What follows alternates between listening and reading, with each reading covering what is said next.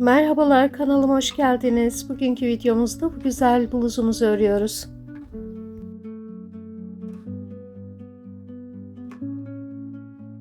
Modelimiz için Alize Bella kullandım.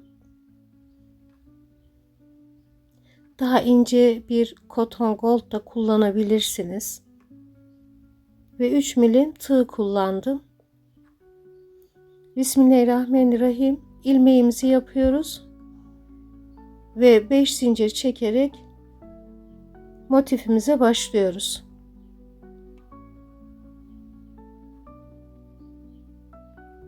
Beş zincirden sonra ipimizi ilk zincire kaydırarak bir halka oluşturuyoruz. Ve buradan 14 zincir çıkıyoruz. 9 tanesini çekelim zincirimizin.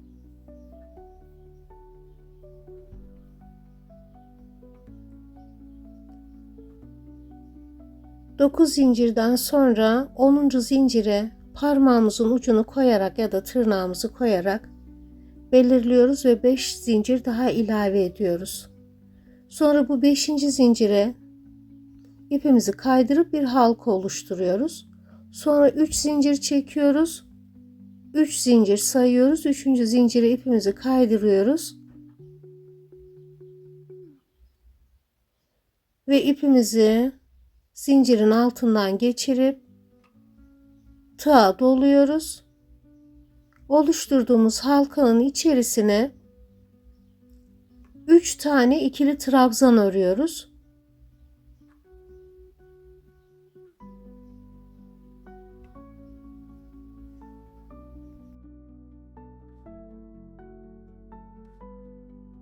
Sonra 2 zincir çekiyoruz. Tekrar ipimizi dolayıp 4 tane ikili trabzan örüyoruz.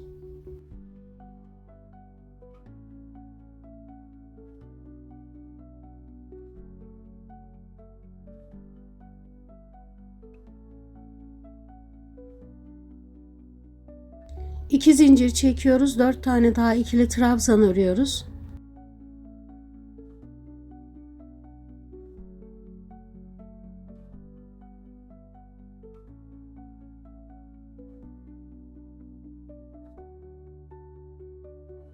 İki zincir çekip bu şekilde iki grup daha öreceğiz. 4 trabzandan oluşan iki grup daha öreceğiz. Ve 5'i tamamlayacağız.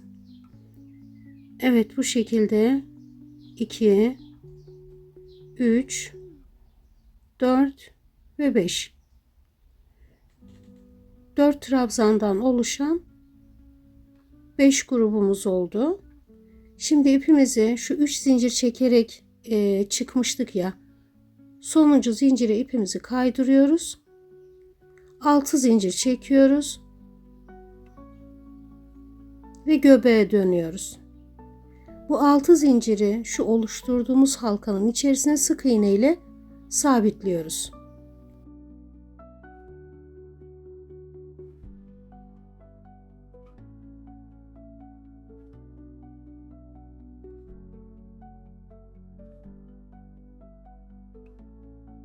Buradan 9 zincir çekerek ilerliyoruz. İkinci motifimizi öreceğiz. 9 zincirden sonra tekrar şu bir zinciri tırnağımızla işaretliyoruz. 5 zincir çekiyoruz. 5. zincire ipimizi kaydırıp halka oluşturuyoruz. 3 zincir çekiyoruz. 3 zincir sayıp 3. zincire yine ipimizi kaydırarak sabitliyoruz. Tekrar ipi alttan geçiriyoruz. Tığımıza ipimizi dolayıp oluşturduğumuz halkanın içerisine tekrar ilkinde 3 tane trabzan örüyoruz. İkili trabzan. Zincirle beraber burayı 4 trabzan sayıyoruz. Sonraki gruplar için 4'er tane ikili trabzan örüyoruz. Aralarda 2 zincir çekerek. Şimdi ilk grubumuzu ördükten sonra şu hemen öteki motifin ilk boşluğundan tığımızı geçirip ilmeğimizi alıyoruz. Bir zincir çekiyoruz. Tekrar oluşturduğumuz halkanın içerisine 4 tane ikili trabzan örüyoruz.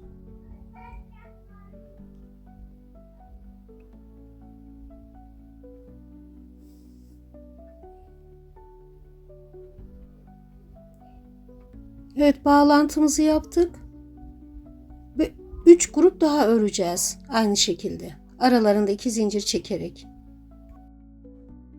Sayıyorum şimdi: 1, 2, 3, 4 ve 5. grubu da tamamladım. Motifim tamamlanmış oldu. Şöyle de göstereyim.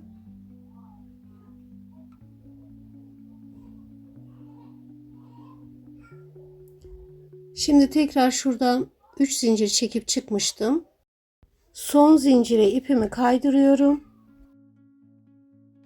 6 zincir çekiyorum. Halkanın içerisine sık iğne ile sabitliyorum.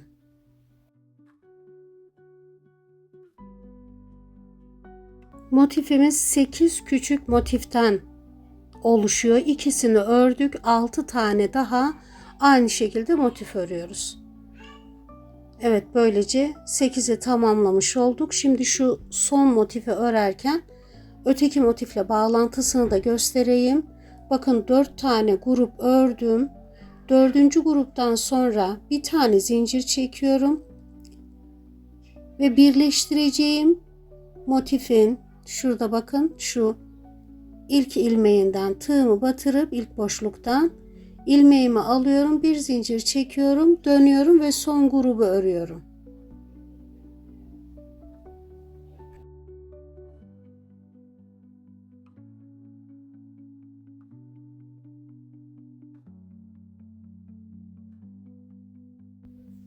Üç zincirin son zincirine ipimi kaydırıyorum.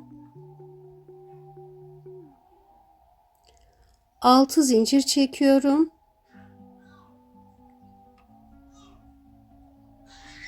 Göbeğe dönüyorum. Sık iğne ile sabitliyorum. Bir zincir çekerek bitiriyorum.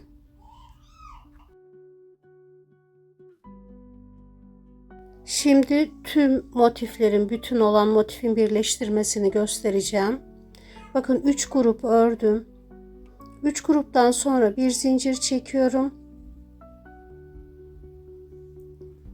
Ve şurada 2 tane boşluğumuz var ya, iç tarafa bakan boşluktan tığımı geçiriyorum. İlmeğimi alıyorum, bir zincir çekiyorum ve tekrar motifime dönüp bir grup oluşturuyorum. 4 trabzandan oluşan bir grup.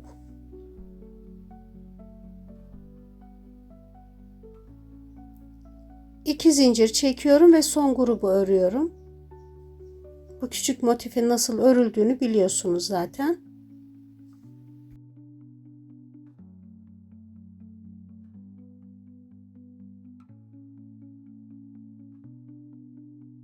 Son gruptan sonra ipimi 3. zincire kaydırıyorum ve küçük motifimi tamamlamış oluyorum. 6 zincir çekerek göbeğe döneceğim. Diğer motifle bağlantısı bu şekilde oluyor. İkinci bağlantıyı da göstereceğim şimdi. Evet, sonraki motifimi, küçük motifi ördükten sonra önce kendi motifindeki küçük motifle birleştiriyorum. Bir grup oluşturduktan sonra birleştirmeyi yapıyorum. Sonra bir grup daha oluşturuyorum.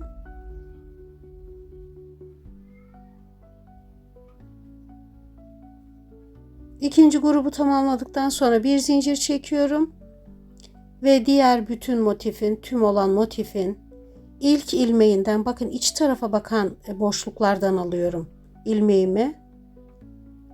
İlk boşluktan ilmeğimi alıyorum, bir zincir çekiyorum ve tekrar küçük motifin örülmesine geçiyorum. Sonrası malumunuz zaten. Evet, iki motifin birleştirilmesi bu şekilde oluyor. Dördüncü motifimiz iki taraftan birleşeceği için onu göstermeye geçiyorum. Evet, 3 grup ördükten sonra bir zincir çekiyorum ve şu iç tarafa bakan şu iki boşluktan birleştirmeyi yapacağım. İlk küçük motifin içe bakan boşluğundan ilmeğimi alıyorum. Bir zincir çekiyorum, dönüyorum. Asıl motifime bir grup örüyorum.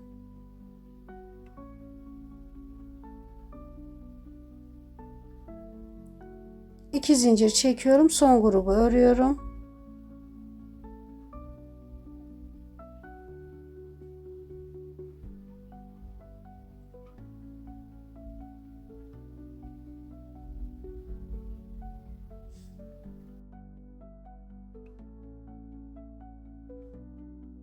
Buraları daha önce gösterdiğimden dolayı tekrar anlatma ihtiyacı duymadım.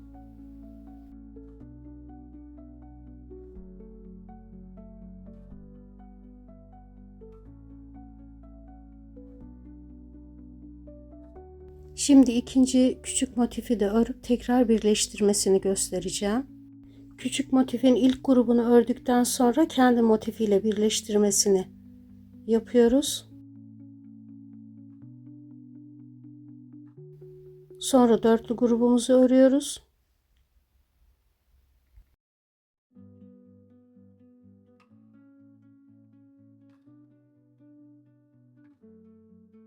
Grubu tamamladıktan sonra bir zincir çekiyoruz ve ikinci birleştirmeye geçeceğiz.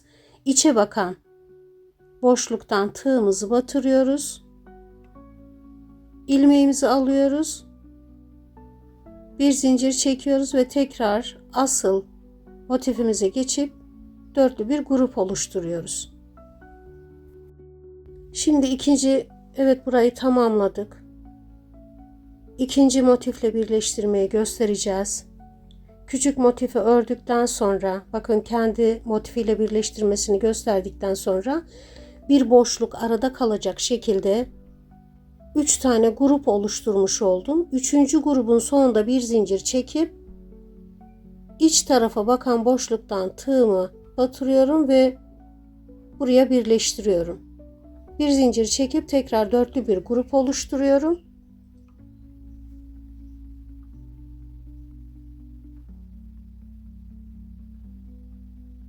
İki zincir çekiyorum ve son grubu oluşturuyorum.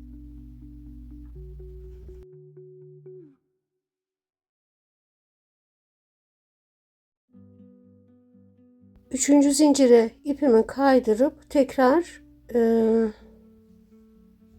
göbeğe gideceğim 6 zincirle ve sonraki küçük motifi örüp birleştirmesini göstereceğim. 4 motif birleştikten sonra bakın burada da 8 küçük motiften oluşan bir motif meydana gelmiş oluyor. Buraya da göbek yaptığımızda aynen bu motifler gibi görünecek. Şimdi motifime dönüp sıradaki küçük motifi öreceğim ve birleştirmesini göstereceğim. Evet, şuradan iç tarafa bakan boşluktan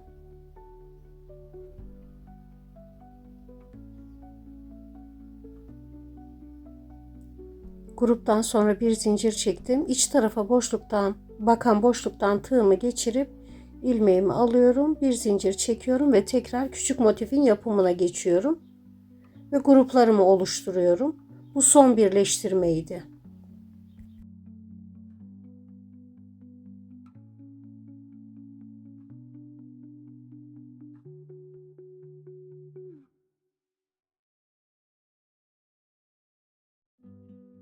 Dört motifi birleştirdikten sonra şöyle bir boşluk oluşuyor. Sonra şu birbirine bakan zincir boşluklarını birleştirerek buraya göbek öreceğiz. İlmeğimizi yapıyoruz. 5 tane zincir çekerek halka oluşturuyoruz. İlk zincire ipimizi kaydırıyoruz ve buradan 6 zincir çıkıyoruz.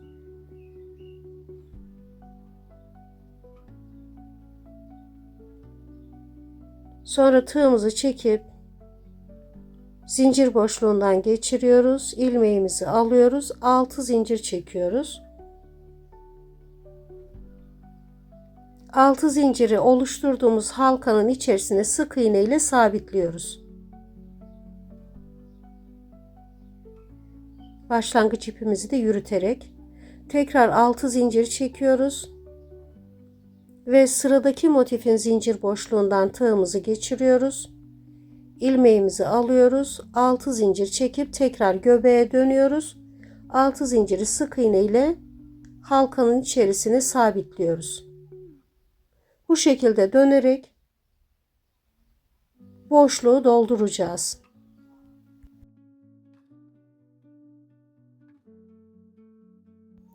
Göbeği oluşturmuş olduk ve diğer motiflerimiz gibi görünüyor. Şimdi neler yapacağımızı şablon üzerinde tarif etmeye çalışacağım. 6 sıra genişliğinde 4 sıra boyunda önü ve arkayı birleştirerek ilk önce bu şekilde örüyoruz. Yani ön ve arka genişlik toplamda 12 motiften oluşuyor ve 4 sıra yüksekliğinde oluşmuş oluyor. Burayı oluşturuyoruz ön ve arkayı dikişsiz bir araya getirmek için. Bu 4 sıramızı örüyoruz beraber. 4 sıradan sonra öne ve arkaya ikişer sıra daha ilave ediyoruz. Birleştirmeden ayrı ayrı örüyoruz. Yani ön ve arkayı birleştirmeden 2 sıra daha ilave etmiş oluyoruz ön ve arkaya. Bu 2 sıra bizim kol boşluğumuzu oluşturuyor. Kolları buraya ilave edeceğiz. Sonra omuzların üstüne ikişer tane motif daha yerleştiriyoruz. Böylece ön ve arka parçayı bu iki motifle birleştirmiş oluyoruz omuz üstlerinden. 2 motifte yaka için boşluk bırakmış oluyoruz. Böylece ön uzunluğu 6,5 motif, arka uzunluk 6,5 motiften oluşmuş oluyor. Şu kırmızıyla işaretlediğimiz kol boşluğu olmuş oluyor. Motiflerimizi oraya ilave ederek 5 motif genişliğinde, 5 motif uzunluğunda kol örüyoruz. Burayı da dikişsiz bir şekilde motiflere ilave ederek örüyoruz. Dikiş kullanmıyoruz. Şablonda görüldüğü gibi motiflerimizi motiflere birleştirerek kollarımızı oluşturuyoruz. Dikiş kullanmıyoruz. Şimdi kolları birleştirdikten sonra kol altında bir boşluk oluşuyor. İkiye katladığımızda 6 küçük motiften oluşan bir boşluk oluşmuş oluyor. Oraya göbek öreceğiz. Bu 6 motifi, küçük motifi birleştiren bir göbek. Aynı şekilde arkada da bir boşluğumuz olmuş oluyor. Böyle açtığımızda 12 küçük motiften oluşan bayağı geniş bir boşluk oluyor. Şimdi buraları kapatacağız. İlmeğimizi yapıyoruz. Göbekte yaptığımız gibi 5 zincir çekiyoruz. İpimizi ilk zincire kaydırıp bir halka oluşturuyoruz. 6 zincir çıkıyoruz.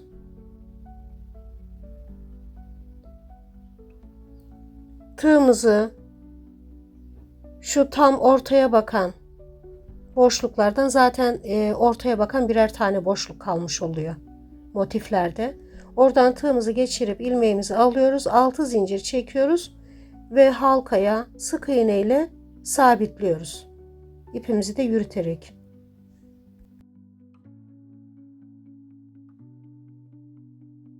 Tekrar 6 zincir çekip dönüyoruz ve sıradaki küçük motifin boşluğundan tığımızı geçirip 6 zincir çekerek göbeğe dönüyoruz. Bu 6 küçük motifi bu şekilde göbekle birleştirerek boşluğu kapatıyoruz.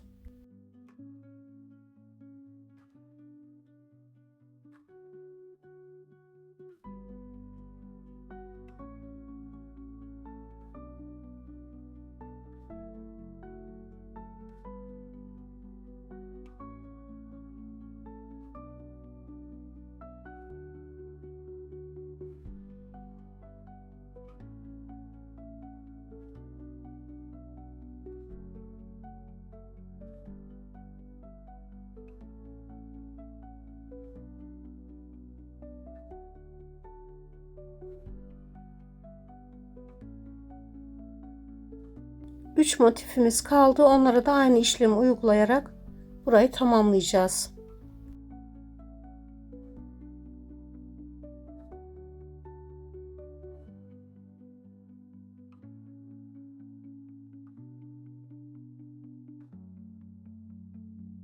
Son bağlantıdan sonra 6 zincirimiz var. Göbeğe ipimizi kaydırıyoruz.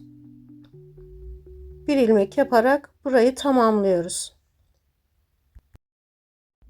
Burayı tamamladıktan sonra arka tarafını çeviriyoruz. Bakın yine aynı boşluk var. Aynı sayıdan oluşan. Buraya da aynı şekilde göbek yapacağız. Ve göbeğin son 6 zincirinden sonra bu iki göbeği birleştireceğiz. Orayı göstereceğim. Son birleştirmeden sonra 6 zincir çekiyorum. Göbeğe döneceğim şimdi. Son 6 zincirim. Ve arkadaki göbekle şimdi ördüğüm göbeği birleştireceğim. İki göbeğin zincir boşluğundan, halkanın içerisinden tığımı geçiriyorum. Buraya önce bir tane sık iğne örüyorum.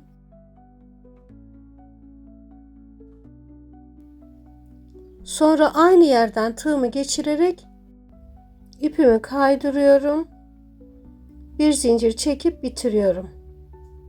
Sonra bu bıraktığım ipleri dikkat ederseniz biraz uzun bırakıyorum. İnce bir tığ yardımıyla ters tarafından motifimin, şu göbeklerin ters tarafından ipi yürüterek gizliyorum. Böyle yarım motif halinde görünüyor. Çirkin bir görüntü değil. Şimdi aynı şekilde yakada oluşan boşlukları da göstereceğim. Böyle 6 küçük motiften oluşan, tam omuz üstünde yakaya bakan tarafta boşluklarımız var.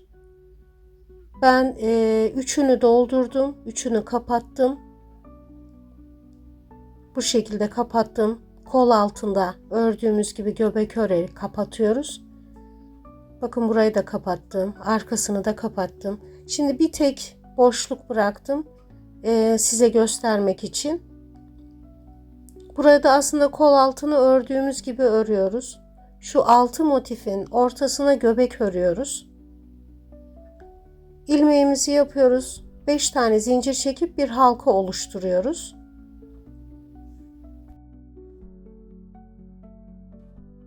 İlk zincir ipimi kaydırarak halkamı oluşturduktan sonra 6 zincir çekiyorum.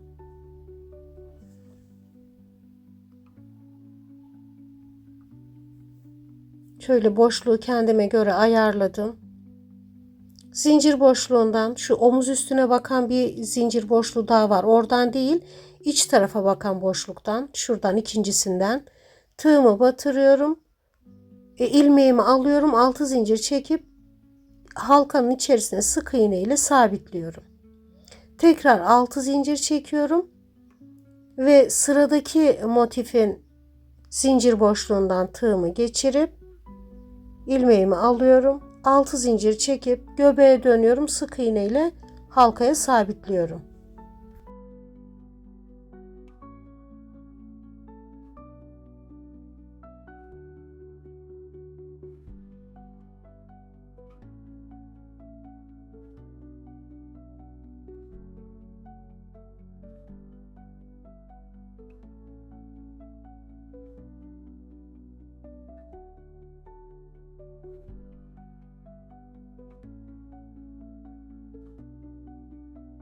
Görüyorsunuz düz tarafından örüyorum. Hani şaşırmayın diye hatırlatmak istedim.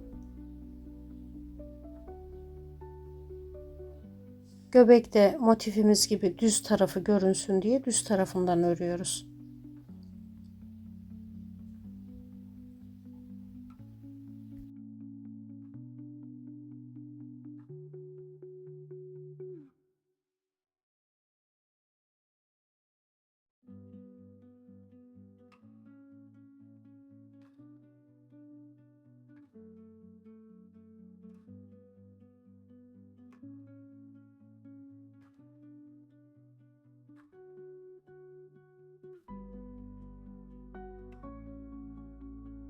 Son 6 zincirimizi de göbeğe sık iğne ile sabitledikten sonra tığımızı tekrar aynı yerden geçirip ipimizi kaydırıyoruz. Bir zincir çekerek burayı bitiriyoruz. Kol ağzına, yakaya ve etek ucuna 2 sıra sık iğne döndüm. İsterseniz siz bu şekilde bırakabilirsiniz. Size kalmış. Şimdi buraları nasıl ördüğümü göstereceğim. İlk önce bir zincirle döneceğim. Daha sonra sık iğneleri öreceğim. İpimi ilmek yapıyorum. Ve omuz üstünden başlayacağım. Küçük motifin zincir boşluğundan tığımı geçiriyorum. İlmeğimi alıyorum. 3 tane zincir çekiyorum. Sonra ipimi 2 defa doluyorum.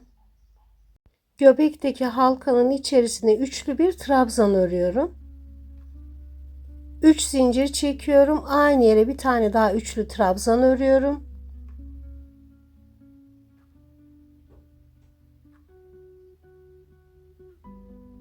Üç zincir çekiyorum. İpimi 2 defa dolayıp aynı yere bir tane daha üçlü trabzan örüyorum. 3 zincir çekiyorum. Ve sıradaki küçük motifimin tepesindeki boşluğa sık iğne ile kapatıyorum. Devamında 6 zincir çekiyorum. Ve sıradaki motifin tepesindeki zincir boşluğuna sık iğne ile kapatıyorum. Sonra 5 zincir çekiyorum. Sıradaki boşluğa sık iğne ile kapatıyorum. Burada 6 zincir çekiyorum. İpimi 2 defa doluyorum. Üçlü trabzan öreceğim. Sıradaki motifin zincir boşluğuna üçlü trabzan örüyorum. 2 defa çekip üçüncüyü tığın üzerinde bırakıyorum. Tekrar ipimi 2 defa doluyorum. Sıradaki motife de aynı şekilde üçlü bir trabzan örüyorum. 2 defa çekiyorum. Üçüncüde 2 trabzanı birden kapatıyorum. Sonra 6 zincir çekiyorum ve sıradaki motifin zincir boşluğuna sık iğne ile kapatıyorum. Aynı motifteki 2 boşluk arasına 5 zincir çekiyoruz.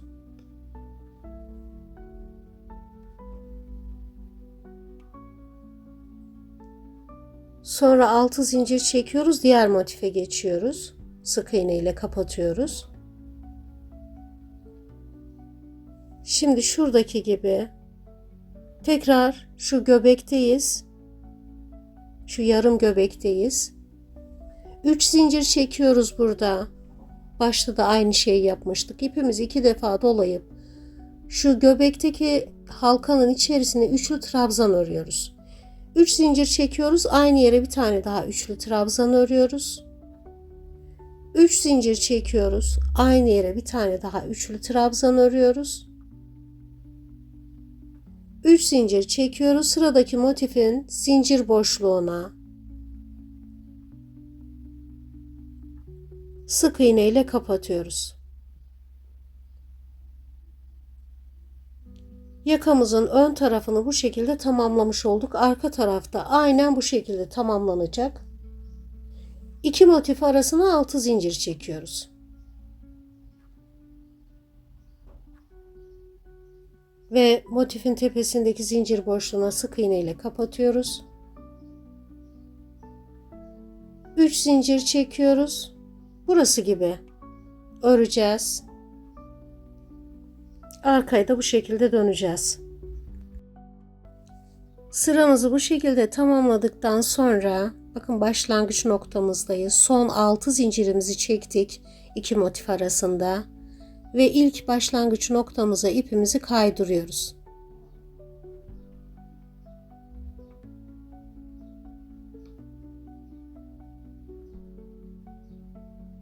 Bir tane zincir çekiyoruz ve şurada 3 zincirimiz var. 3 zincirin içerisine 4 tane sık iğne örüyoruz. Ben burada 3 örmüşüm, sonra 4'e çıkardım. 4 örelim. Çekmesini istemiyorum.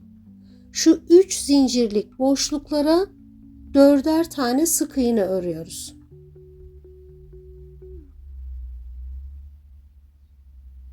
Dediğim gibi 3 çekmişim ama sonra ben burayı 4'e çıkardım.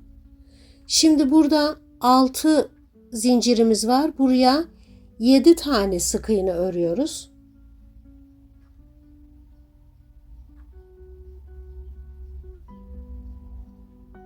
Sonra şurada 5 zincirimiz var. 5 zincirimize 6 tane sık iğne örüyoruz. Ve bu şekilde devam ediyoruz. 3 zincirlik boşluğa 4'er tane sık iğne, 5 zincirlik boşluğa 6 sık iğne, 6 zincirlik boşluğa 7 sık iğne örerek ilk sıramızı dönüyoruz. Sıranın sonundayız. 6 zincirlik boşluğa 7 tane sık iğne ördükten sonra şurada bir zincirimiz vardı. Oraya ipimizi kaydırıyoruz. Başlangıç zinciri. Bir zincir çekip aynı yere bir tane daha sık iğne örüyoruz. Sonra her ilmeğe bir tane sık iğne örerek ikinci sıramızı dönüp bitireceğiz.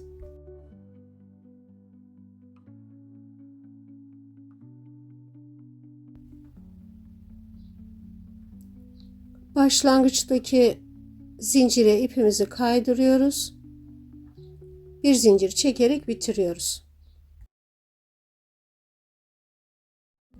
Yakamız da bu şekilde görünüyor. Dediğim gibi istemiyorsanız dönmeyebilirsiniz. Ama böyle toparlamak istedim ben. Daha çok hoşuma gitti. Şimdi etek ucunu isterseniz böyle bırakıyorsunuz. İsterseniz burayı da döneceğiz. İlmeğimizi yapıyoruz. Ve şöyle tam bluzumuzun yan tarafından, kol altı hizasından şöyle katladığımızda buraya göbek oluşturacağız. Onun için şu ikinci zincir boşluğundan şöyle göstereyim. Buradan ilmeğimizi alıyoruz. Ve 5 tane zincir çekiyoruz. Ben bluzun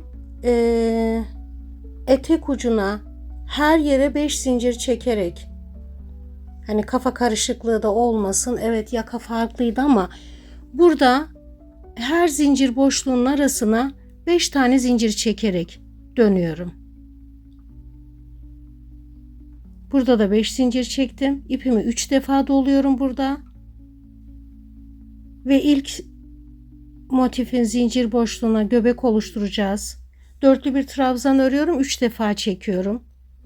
3 defa ipimi doluyorum. Diğer motife de dörtlü bir trabzan örüyorum. 3 defa çekiyorum. Dördüncüde 2 trabzanı birleştiriyorum. Sonra 5 zincir çekiyorum. Ve motifin zincir boşluğuna sık iğne ile kapatıyorum.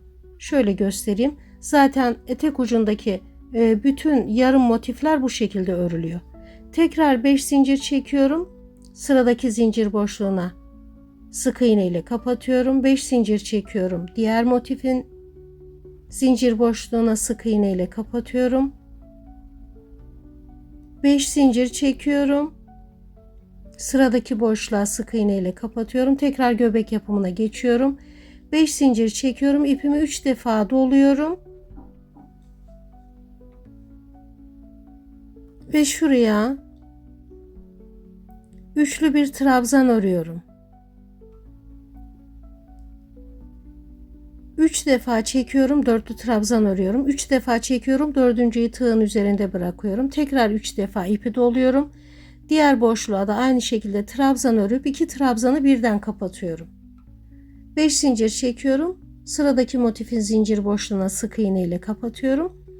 Ve bu şekilde göbekler oluşturarak etek ucunu dönüyorum. İlk sıramı bu şekilde 5 zincir çekerek döndükten sonra bu 5 zincirin içerisine 5'er tane sık iğne örüyorum. Sonra o sık iğnenin üzerine de bir sıra daha sık iğne gidiyorum ve etek ucunu bu şekilde tamamlamış oluyorum. Dediğim gibi burası değişmiyor. Kol ağzına gelince kol ağzında 3'er zincir çekerek döndüm. Her yerde 3'er zincir çektim. Etek ucunun aynı şeklinde döndüm. Yarım motifler örerek döndüm. 3'er zincire 3'er tane sık iğne ördüm ve 2 sıra sık iğne dönerek kol ağzını da bu şekilde toparlamış oldum. Başka bir videoda buluşmak üzere. Hoşça kalın. Allah'a emanet olun.